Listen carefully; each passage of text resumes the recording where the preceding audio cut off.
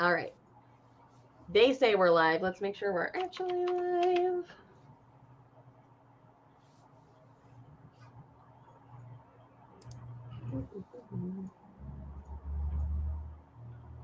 Yes, we are. Excellent.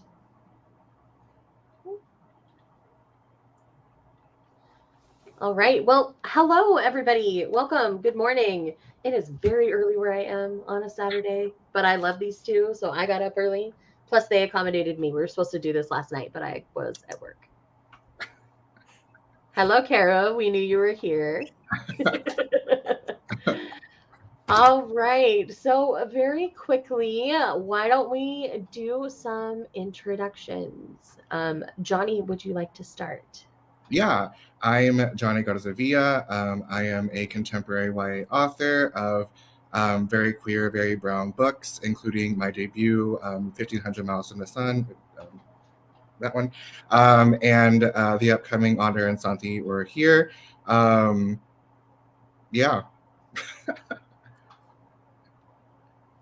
All right. And the queen herself. Oh, that hand.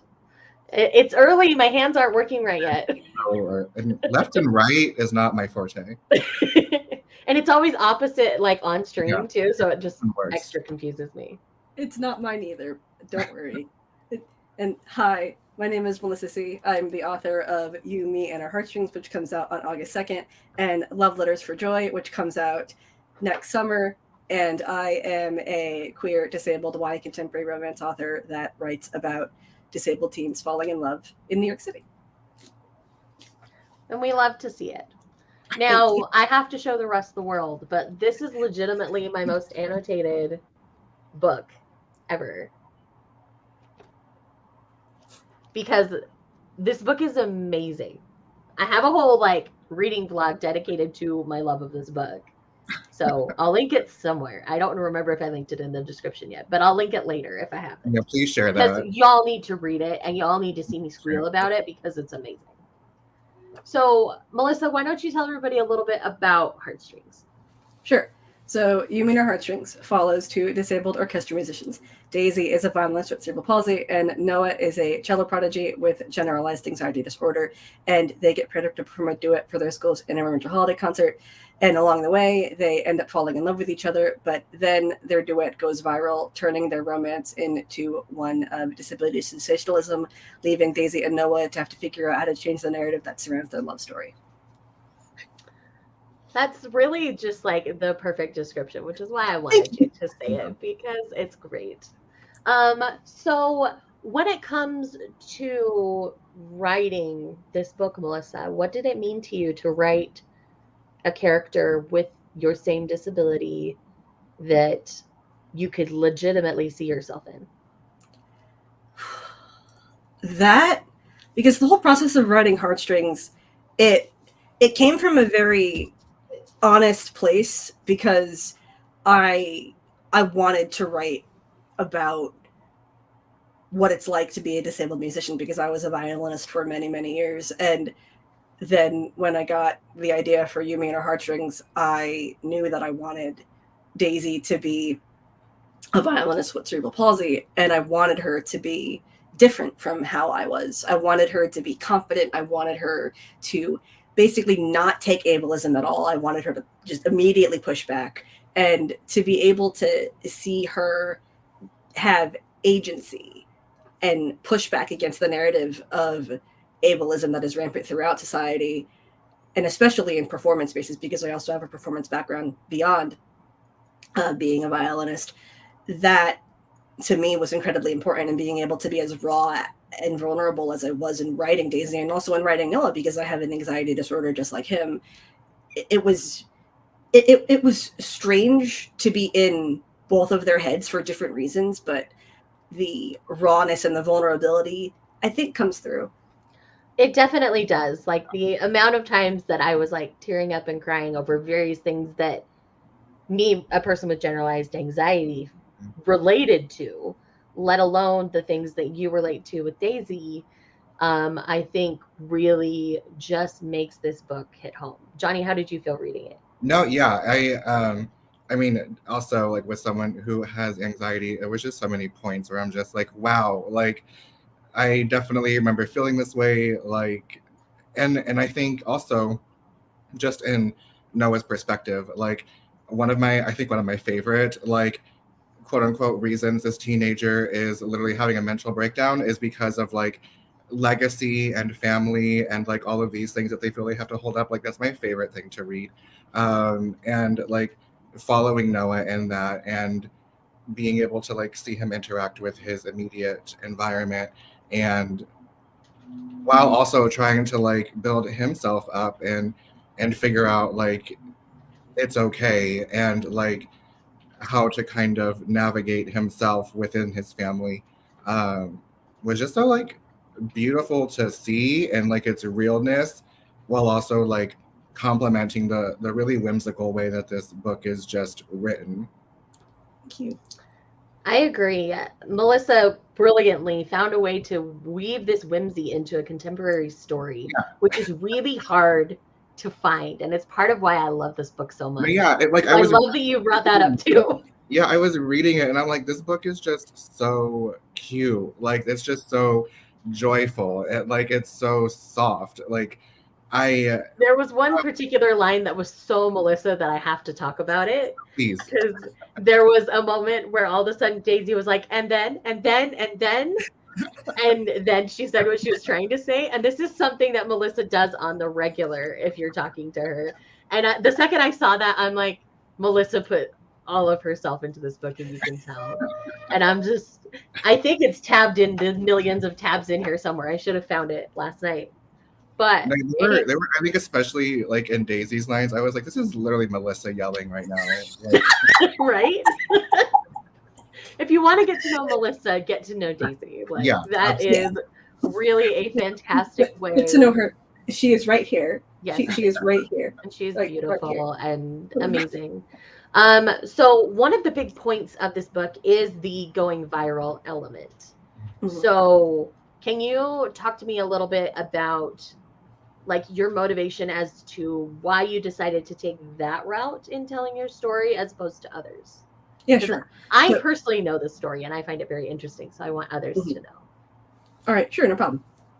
Basically, why I chose to have Daisy and Noah going viral be at the crux and the climax of their story is because I wanted to explore inspiration porn. I wanted to, from the perspective of a disabled person. I didn't want to be sitting in front of my TV and watching inspiration porn happen via America's Got Talent or something like that, because America's Got Talent is kind of where the seed for Heartstrings took place, where I was watching a couple seasons ago because my mom and we would watch it every year, and we were watching Cody Lee, who is a musician who is incredibly talented, and he is blind and autistic, and the way that they were marketing him was disgusting. They were saying how he was overcoming his disability, how he was doing this in spite of his disability. He wasn't letting his disability hold him back. And that, as someone who is a disabled person with a performance background in music and in theater,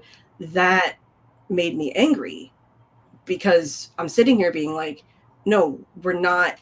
Disabled people don't exist to be your inspirations. Disabled people exist that live their own independent lives.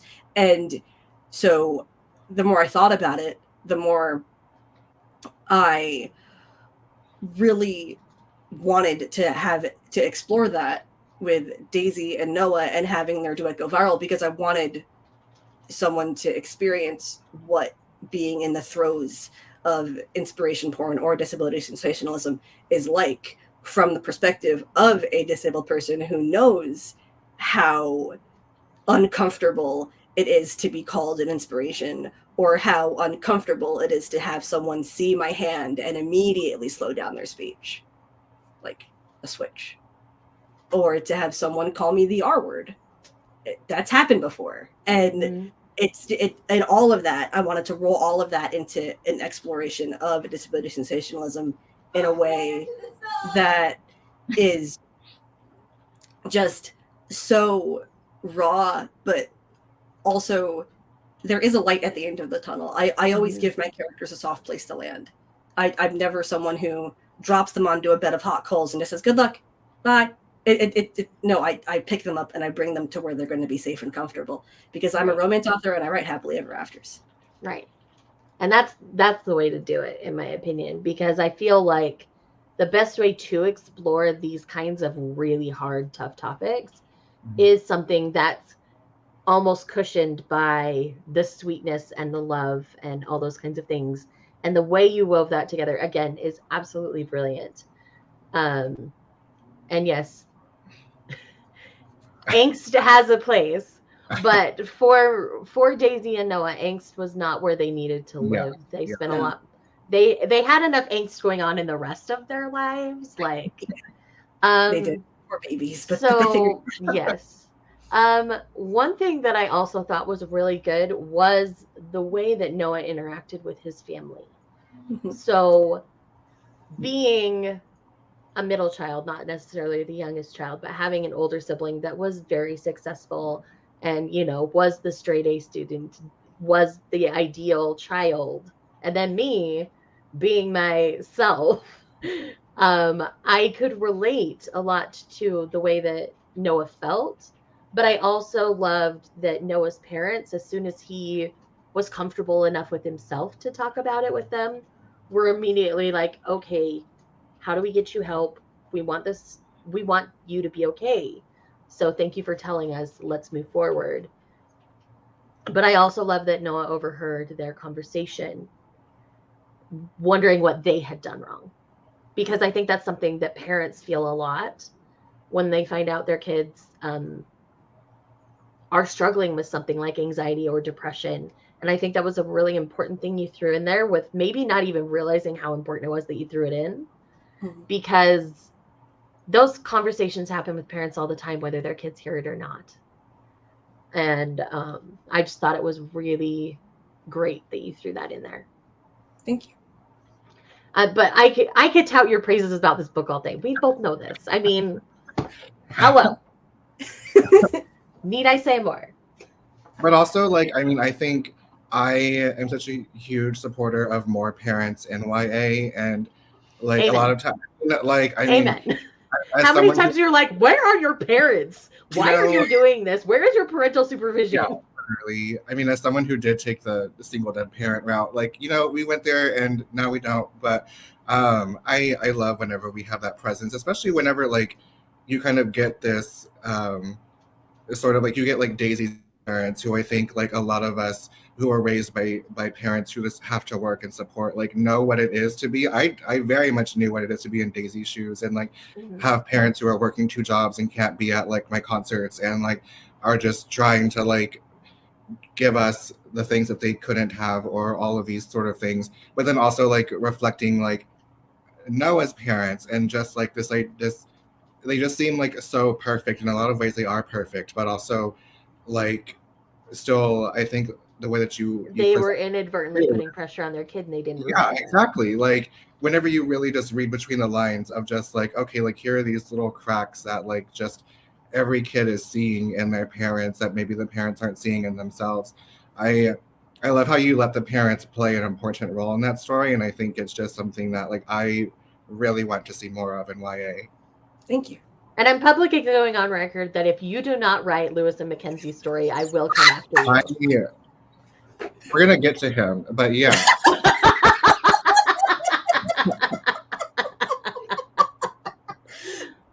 I'm so happy at the reception of Daisy and Noah's family, specifically Noah's family, because Lewis and Mackenzie, I've loved them since I was drafting this book. I knew going into this book, I knew what parents I wanted to have for both Daisy and Noah, because I knew, much like you, Jonny, I wanted present parents in this book.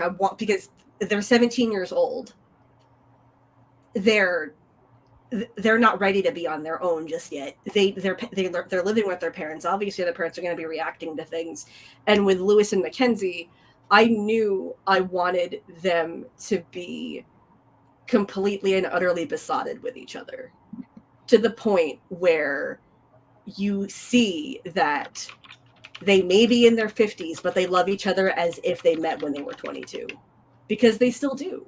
And it's just, I loved their dynamic together. I loved writing their dynamic with Noah. I loved writing their dynamic just as a couple when they're talking downstairs, when Noah overhears them, because that scene in some form has always been in the book. I never had to add it in. That scene was there from draft one on. And it was important for me because I wanted Noah to hear that he knows his parents love him, but it's the expectations that that made his brain go into a corkscrew, and he didn't know how to get out of it. And so when he overhears Lewis and Mackenzie talking about what he told them when he says he has anxiety and he needs help, I wanted them to be worried and blame themselves because they love each of their sons. They love Noah, they love Douglas, they love Gavin, they love their sons. But at the same time, they love them so much and they worry about them so much. But because they are who they are, Mackenzie being this awesome, sweet woman, and Lewis just being this 6'5" Scotsman who is larger than life. Perfect. Just so much love. It's like I really loved writing them very much. And then conversely, let's be honest, we all have crushes on Lewis. Period. Oh yeah, absolutely. Absolutely. My friend E has had a crush on Lewis since before I even had an agent. So I understand. Like, we have everything you told me about Lewis before I read about Lewis, I was already on board, and then I read him. I'm like, oh, he's even a softie. Like, I'm done. I'm done forever. And he watches Drag Race. Like, okay. I think he's better than King Fergus from Brave. Let's be honest here. Because I think part of the reason, and there's also this thing with my friend E who loves Lewis, that we have this headcanon where Lewis and the main character in her book, The Remarkable Retirement of Edna Fisher, which I believe comes out next fall, they are friends. And it's this little headcanon that we have. And it's the sweetest thing. I love Lewis so much. And I love that people love him too. This is why you need to write Lewis and Mackenzie's story, and then you guys can just collab on a scene where they're together in the book, and it'll be fine. Yeah. Trust me, my editor has a ship name for Lewis and Mackenzie and everything. So it's I love it. He calls them Lou Kenzie, and I'm like, that is perfect. All right, Jonny, tell me your favorite scene from Heartstrings. Oh my god. I mean, it's probably just a super cliche, but I really loved the Christmas concert, like, in that moment, and like just the sensoriness of it all, and like feeling like just so easily just thrown into what they're doing, and like being able to see this performance. I really loved just everything about that moment. It was perfect. Thank you. I think for me, mine's going to be a much more emotional scene. I think it's the moment where Noah realized that he made a mistake with Daisy. When he realized that he was ableist without trying to be ableist to her. Because that moment, as an able-bodied person, I've experienced that. Not, again, I never would intentionally be ableist to a person. But there have been times in my life where I realized, oh crap, I was ableist to this person. I need to fix this. And the second you see Noah like discover that, like I just felt with him. I felt my stomach drop, because that's what happens in that moment when you realize that. You're like, oh crap, I did a bad. I got to fix this. And so just the way he viscerally figured that out was something that I think is so important. Because it's not only disabled people that should be reading Melissa's book. Everybody should be reading Melissa's book. And so having that in there as a teaching moment, especially when this book is geared towards teens, like, brilliant. Thank you. Because I knew ultimately I wanted Noah to realize that he was ableist. I didn't want her to teach him anything. No, he taught himself. Daisy doesn't exist to teach him about disability, about physical disability. She doesn't exist to teach him. That's not why I wanted to have them together. I wanted to have them together because I wanted to have two disabled teens falling in love with each other. And then when Noah realizing he was ableist was really important to me, because I didn't want Daisy to have to walk out there and be like, hey, you were ableist, that's a problem, here's why it's a problem, here's this dissertation on why it's a problem. It's no, Noah realizes it, and then he goes to apologize. Right. And we know And what I happens think after. that is the best way to handle that, because that's what happens in the real world is, you know, we might have a disabled friend like distance themselves from us. And then as you look back on it, it's like, why haven't I seen this person? And then you realize it in that moment. You're like, oh, crap, what have I done? I need to make this right. And then you go and you make amends and you apologize and try to make it better. And I think that's just such a brilliant way to handle that. Thank you. All right, Melissa, you need to tell us your favorite moment in Heartstrings. I can't look at them. No, I'm thinking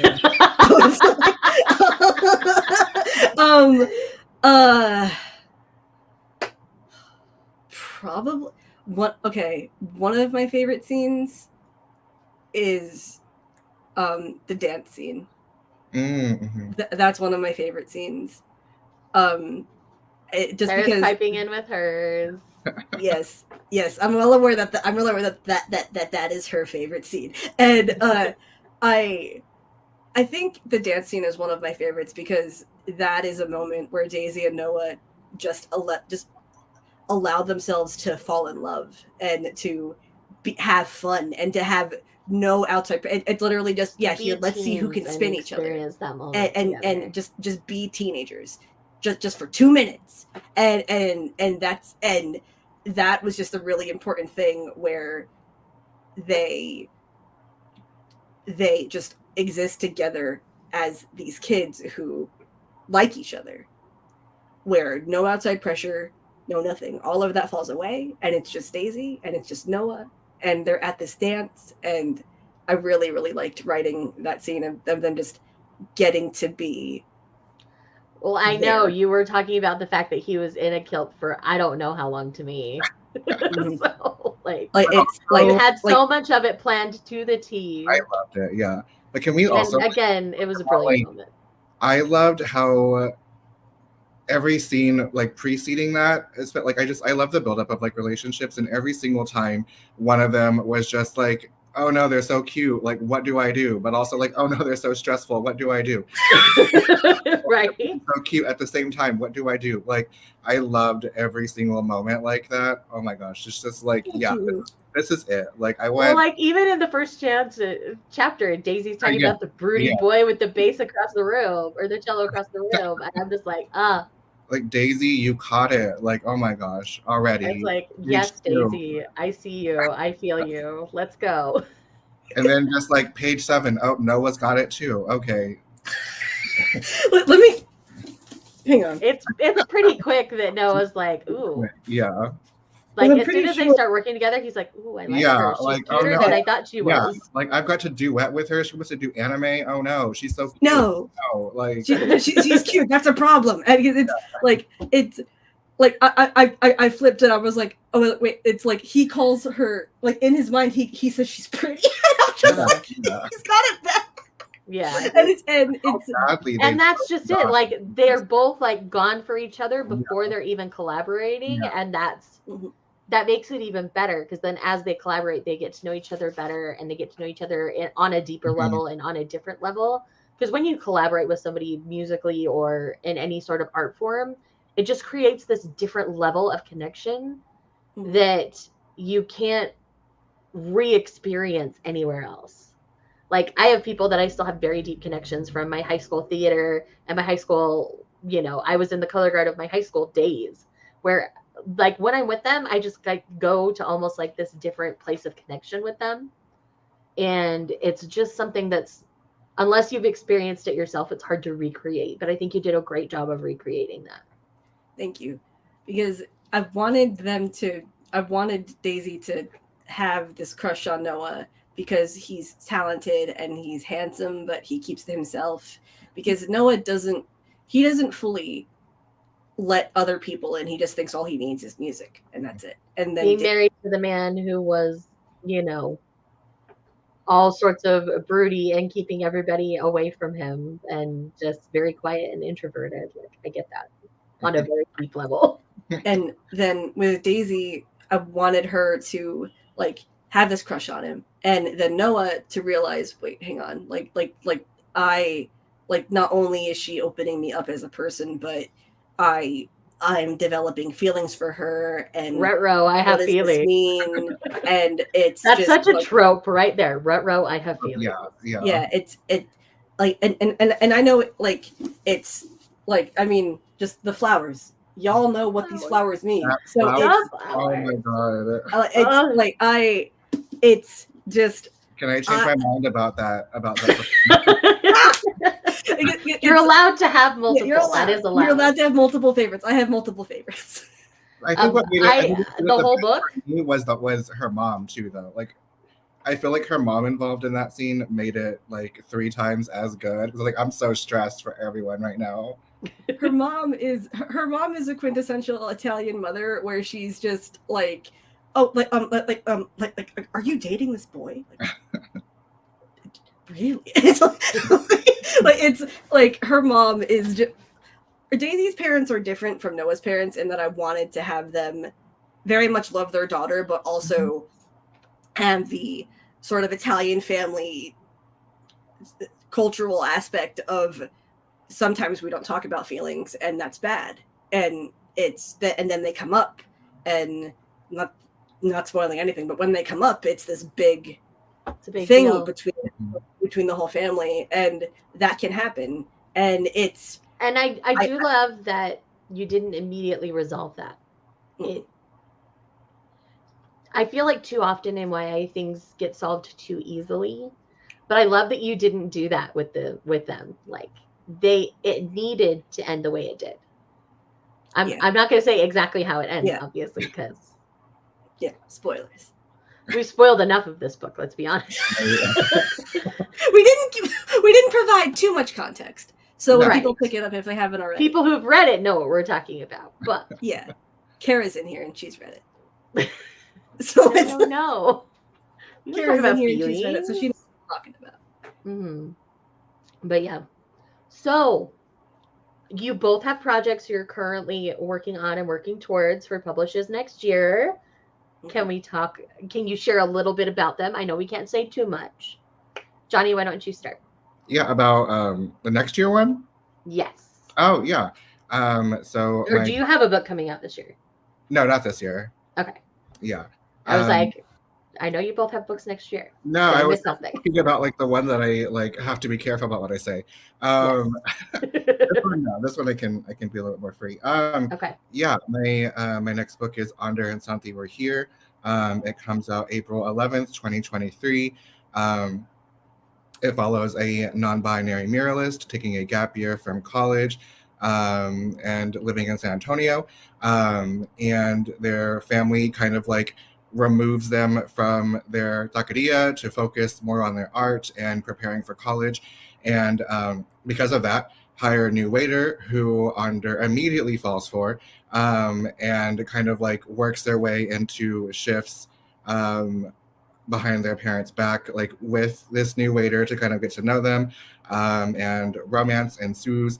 And yeah, they just quickly kind of fall for each other, which is then made difficult whenever Ice shows up at the taqueria, and they realize that Santi, the new waiter, is a potential target.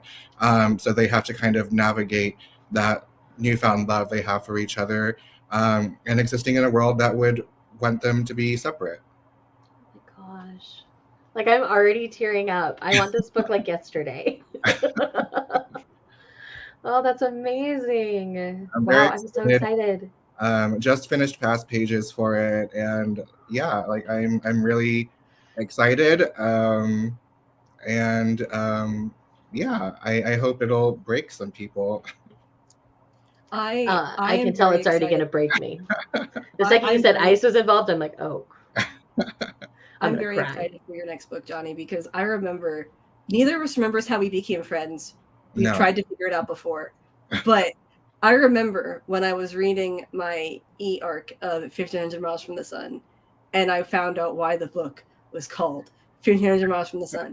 I was in my bed. I put my Kindle on my nightstand. I went over to my desk. I sat down and I immediately ran into your DMs being like, Jonny, oh my God. And that's kind of like what I remember. But I loved your debut because you balance romance with realism in such an incredible, careful, perfect, and masterful way.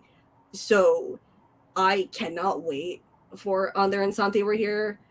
I have a feeling Kara and I are going to read it together and probably cry on our couch where she is right now. I have a feeling that is going to happen. And I'm just so excited for your next book. Wait till you get to where the title's mentioned in this one. Oh no. No. Oh no, Jonny. No.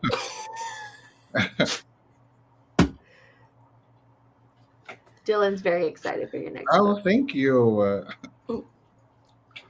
All right, Miss Melissa, let's brag about joy. Okay, so my next book, it comes out in summer 2023, is Love Letters for Joy, which is a queer, disabled, YA contemporary romance retelling of Cyrano de Bergerac. And it follows Joy, a 17-year-old pan-romantic asexual girl with cerebral palsy. She is also written to be autistic coded, and she wants nothing more than to be the valedictorian of her elite New York City prep school and pursue her dream of being a NICU nurse. But then it comes to December, and she has this thought of, oh, I have 6 months until I graduate. Have I missed out on having a high school romance before college swallows me up? And so she takes it upon herself to write to this anonymous student at her academy called Caldwell Cupid, who writes love letters to students or for students upon their request. And she writes to them and asks, is there a formula for romance? And that spawns a relationship between the two of them. But unbeknownst to Joy, she is writing to and falling for the very last person she ever would have expected. And that book is very much a love letter to the intersectionality of queerness and disability and what that looks like when you are a queer, disabled teenager and how you can navigate that in such a specific way and how it is. Because when you're born disabled, you're aware that you're disabled. You are. And you see the world differently because the world in turn sees you differently. And then when you realize, like I did, that you're also not straight, it hits you again, where you're just like, okay, how do I navigate this world from this point? And that's really what I wanted to explore with Joy. I wanted Joy, a queer disabled girl, to have a romance and to fall in love and to have that experience. And I cannot wait for people to read this book. I'm so excited. I'm so excited too. Oh my gosh. Thank you. I'll be sending both of you arcs if I get them. I'll be sending both of you arcs. I was hoping. No problem. Absolutely. I mean, I make good use of your arcs, I swear. Yes, you do. Yes, you do. And also, Joy is set in the same universe as Yumi and her Heartstrings. So, yeah. I'm so excited. All right. So one last thing before we wrap this up for the public. We'll probably still chat for a minute afterwards because it's us. Let's be real here. If people love your book, what book would you recommend for them to read next? I did not give them any prep on this question. Oh no! Wait, are we giving like Melissa's book? No, your book, honey. Oh my! Yeah. Hold on. You're like moments. Let me think. I mean, so if you loved 1500 Miles from the Sun, like we've all read Simon versus the Homo Sapiens Agenda, but in case you're the one person who hasn't, that one for sure. Darius the Great is not okay. Juliet takes a breath. For like not necessarily the queerness of it, but like the Mexicanness of it. Anything by Lake and Zaya Kemp. Yeah, I would say start with those. Okay. All right, Melissa. I know your book is very unique, but if people love your book, what would you recommend sending them to? I think.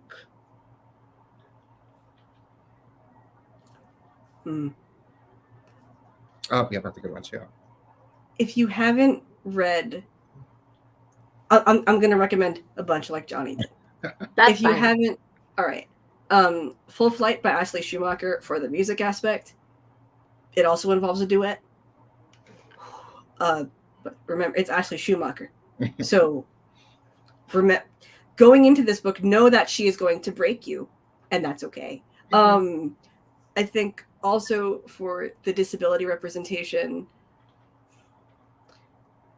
it's not YA contemporary, it's YA historical horror fantasy. But The Bone Houses by Emily Lloyd-Jones is an absolute masterwork.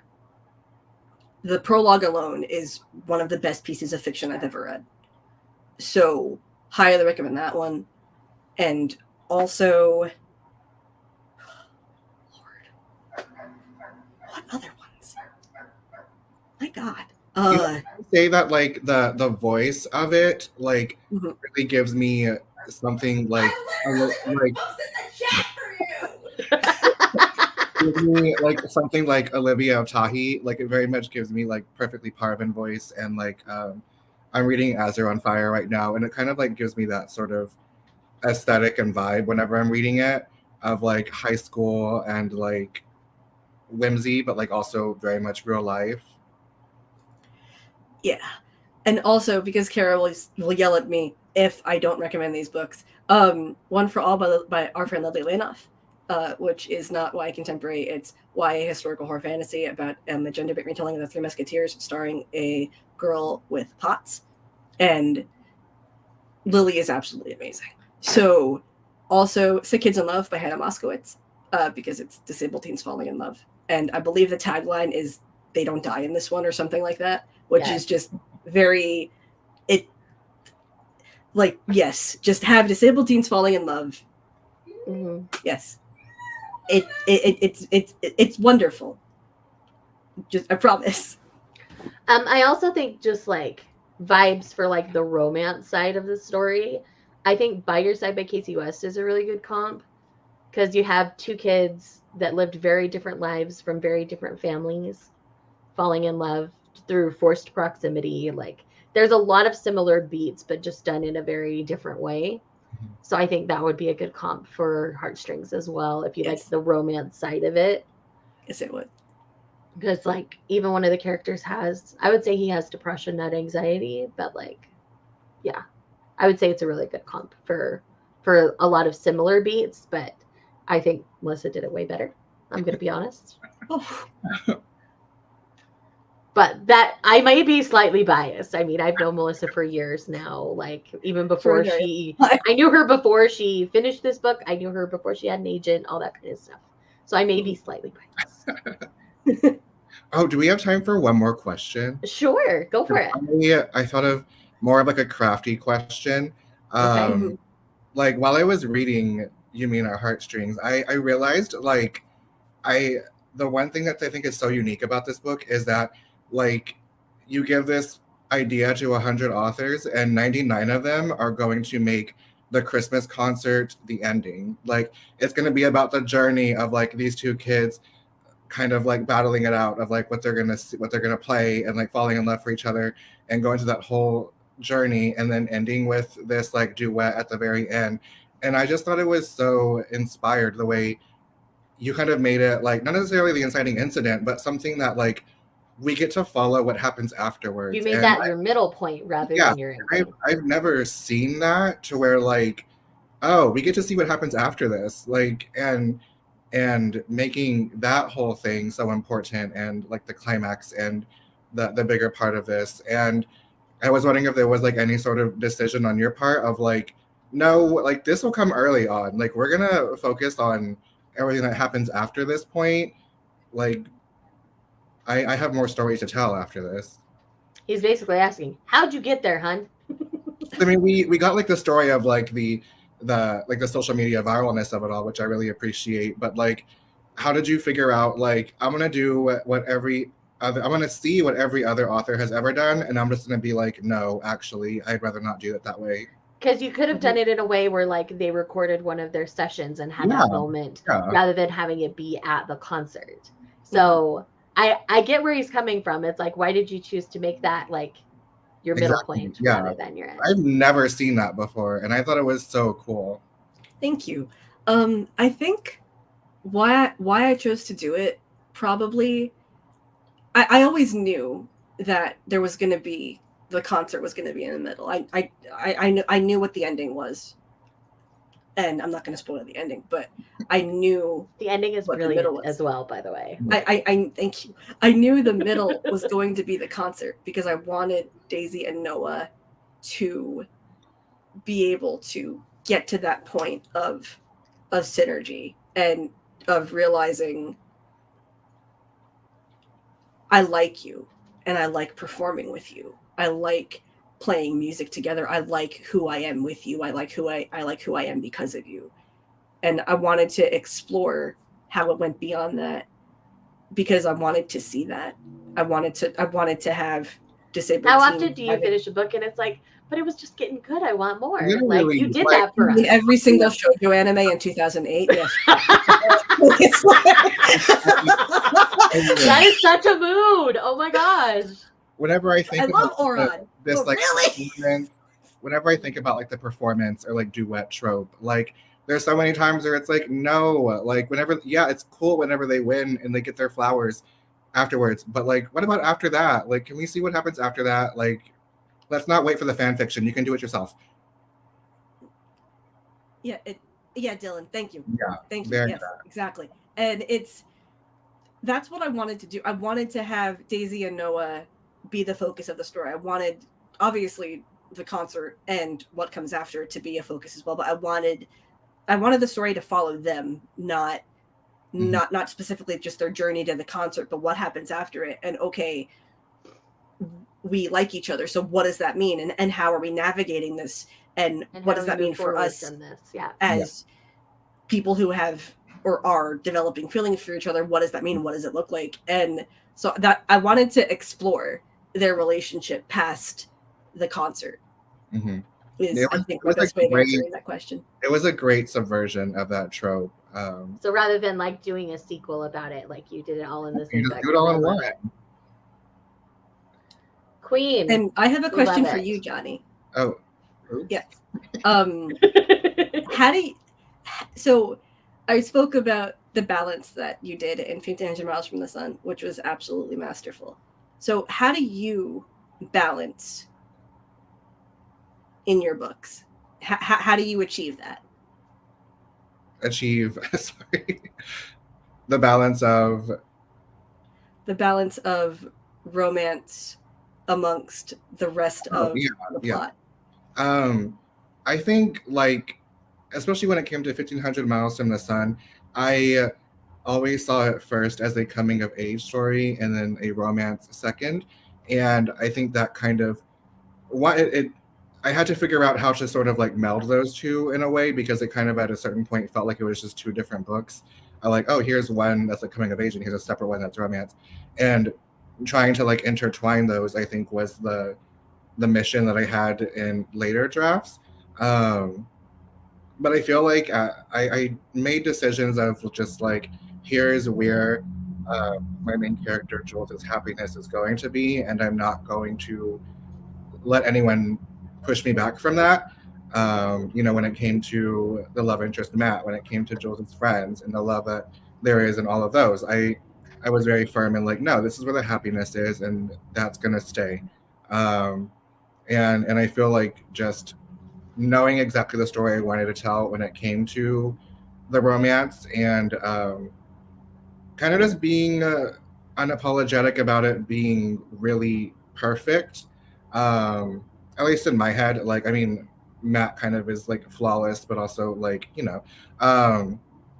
was something I really wanted to do purposefully. And so I think that then allowed me to navigate a lot of the harder parts of Jules's life and just like, okay, yeah, this part's perfect, so we can kind of go a little harder on this part if we want. Like, it's okay because, like you said, like, he's got somewhere to land. He's always got somewhere to land, especially when it comes to the romantic elements. And so I think even in Onder and Santi We're Here, like, it's very much a joyful and full of love book, while also knowing that there's a lot of hard stuff in there and there's a lot of not joyful things in there. Um, and just portraying these two characters very much in love while navigating a very real world, I think was always just like a good starting place of just like identifying what the world is and like what they have to navigate first and foremost, and then add in the love and do it as much as you want. And that's important. And again, you achieve. Now, to both of your credits, I think both of your books had excellent balance in like the amount of romance and the amount of the harder hitting content that you wanted to address. Like, I feel like you both did that brilliantly, obviously in slightly different ways, but I think you both did it brilliantly. Thank you. Thank you. With that said, since I have very rude neighbors who decided to start mowing their lawn now, I think we should wrap this up. So thank you both to Jonny and Melissa for joining me today. If you have not picked up either of their books, 1500 Miles from the Sun or Yumi and Her Heartstrings, Yumi and Her Heartstrings is technically out on Tuesday, but I know that Barnes & Nobles have them out in the wild now, so go ahead and check. And clearly my most annotated book in existence, so I clearly give it the stamp of approval. But I would highly recommend picking up both of these individuals' books because both books are brilliant. So thank you guys for watching. Again, check links down below, and we'll see you guys next time. Bye. Bye.